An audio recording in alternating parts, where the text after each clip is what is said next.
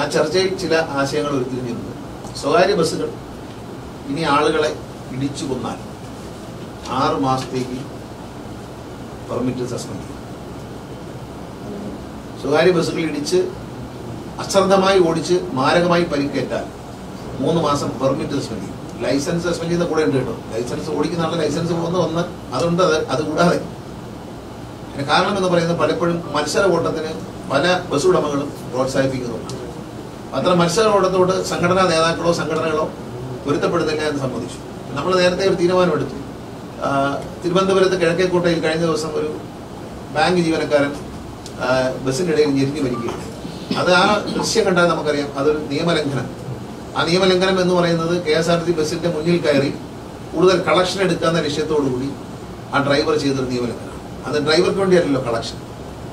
അപ്പൊ അക്കാര്യത്തിൽ കർശനമായ നിലപാട് എടുത്തിട്ടുണ്ട്.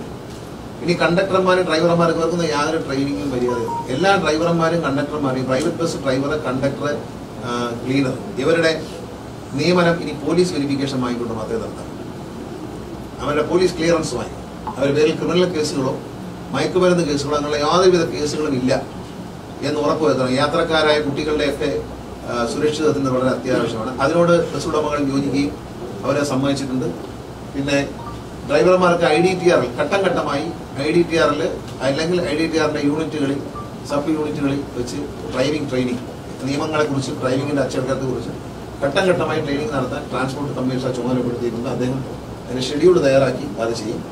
എല്ലാ RTO ജോയിന്റ് RTO ഓഫീസുകളിലും ഡ്രൈവർ, കണ്ടക്ടർ, ക്ലീനർ ഈ 3 കൂട്ടർക്കും ട്രെയിനിങ് ആരംഭിക്കാൻ.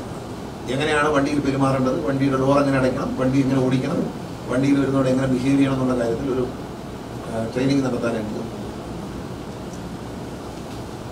കിഴക്കേക്കോട്ടെ സംഭവിച്ചില് ആ ബസ്സിന് നടപടി കിഴക്കേക്കോട്ടെ സംഭവത്തിൽ ബസ്സിന് നടപടി ഉണ്ടാവും. ഇനി എല്ലാത്തിലും ഉണ്ടാവും. അത്തരം സംഭവങ്ങളെല്ലാം ഡെഫിനറ്റ് ആയിട്ട് ഉണ്ടാവും. കാരണം വെച്ചാൽ അതിൽ ഡ്രൈവറെ കുറ്റം കൊണ്ടാണ് സംഭവിക്കുന്നതെങ്കിൽ ഉടമ ഒരു ഉത്തരവാദിത്വം ഉണ്ട് ഉടമയ്ക്ക്, അല്ലേ? നമ്മളിപ്പോ ഒരു ബസ് കൊടുത്തയാളെ നമ്മൾ ഈ അയോഗ്യന്മാരായ സാമൂഹ്യ വിരുദ്ധന്മാരായ ആളുകളെ വണ്ടി ഓടിക്കാൻ വെച്ച് കഴിഞ്ഞാൽ അവർ കാണിക്കുന്ന എല്ലാ കുഴപ്പങ്ങൾക്കും ഉടമ തന്നെയാണ് ഉത്തരവാദി. അപ്പൊ അതുകൊണ്ടാണ് പോലീസ് ക്ലിയറൻസ് വേണം എന്ന് പറയുന്നത്. ഏത് ജോലിക്കും പോലീസ് ക്ലിയറൻസ് ചോദിക്കാം. പക്ഷെ ബസ് ഓടിക്കുന്നതിനോ പ്രൈവറ്റ് ബസ് ഓടിക്കുന്നതിനോ അങ്ങനെ ഇപ്പൊ KSRTCയിൽ ഒരാള് എംപ്ലോയ്മെന്റിൽ വഴി വരണമെങ്കിൽ പോലും പോലീസ് ക്ലിയറൻസ് വേണം. അപ്പൊ അതുകൊണ്ട് നിർബന്ധമായി പോലീസ് ക്ലിയറൻസ് പ്രൈവറ്റ് ബസ്സുകളിൽ നിർബന്ധമാക്കിയിട്ടുണ്ട്. എല്ലാ ബസ്സുകളുടെയും പുറകിൽ ഉടമ നിർദ്ദേശിക്കുന്ന ഒരു നമ്പർ, ഡ്രൈവറുടെ ഡ്രൈവിങ്ങിനെ കുറിച്ച് പരാതികളുണ്ടെങ്കിൽ അറിയിക്കാനുള്ള സ്റ്റിക്കർ പതിപ്പിക്കും. അത് അവർ ഏത് നമ്പറാണ് കൊടുക്കുന്ന കാര്യം മോട്ടോർ വെഹിക്കിൾ ഡിപ്പാർട്ട്മെന്റിനെ അറിയിക്കുകയും അത് സംസ്ഥാന തലത്തിൽ ട്രാൻസ്പോർട്ട് കമ്മീഷണർ അത് കോർഡിനേറ്റ് ചെയ്യും. അതിൽ പരാതികൾ ശരിയായി എടുക്കുന്നില്ലെങ്കിൽ ഈ നമ്പർ ഇൻവൈഡ് മാറ്റും. തൽക്കാലം നമ്മൾ ഉടമസ്ഥർക്ക് ഒരു അവസരം കൊടുക്കുകയാണ്. അവരത് കേട്ടിട്ട് പരിഹരിച്ചോണം.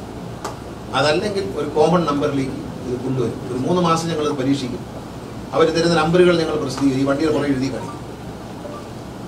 അത് ശരിയായില്ലെന്നുണ്ടെങ്കിൽ 3 മാസം നമ്മൾ പിന്നെ മത്സര ഓട്ടം ഒഴിവാക്കാൻ വേണ്ടി ജിയോ ടാഗ് ചെയ്യാൻ പ്രൈവറ്റ് ബസ്സുകളെ ജിയോ ടാഗ് ചെയ്യാൻ